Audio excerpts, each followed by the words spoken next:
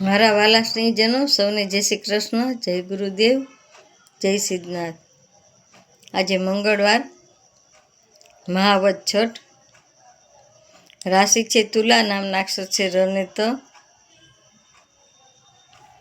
આજે યશોદા માતાનો જન્મદિવસ છે. યશોદા માતાનો જન્મદિવસ કોઈ ઉજવતું નથી, કોઈ હેપી બર્થડે લખતું નથી. સૌ ભૂલી જાય છે યશોદા માતાને, જે કૃષ્ણની માતા હતા.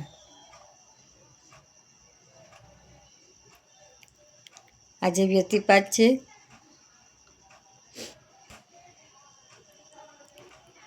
આજે વસંત ઋતુનો પ્રારંભ થાય છે. પીપળ પાન હસંતા ખરંતી પીપળિયા, મુજ વીતી તુજ વીતશે, ધીરે બાપલિયા ધીરે. વસંત ઋતુમાં પાંદડા ખરે છે.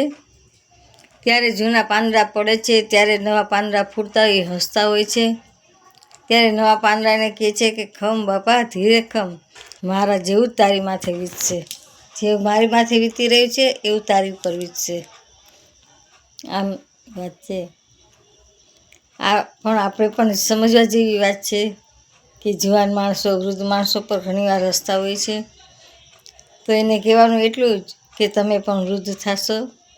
મારા પર વીતી રહ્યું છે, તમારા પર વીતશે. આજ નહીં તો કાલ સૌનો વારો આવશે.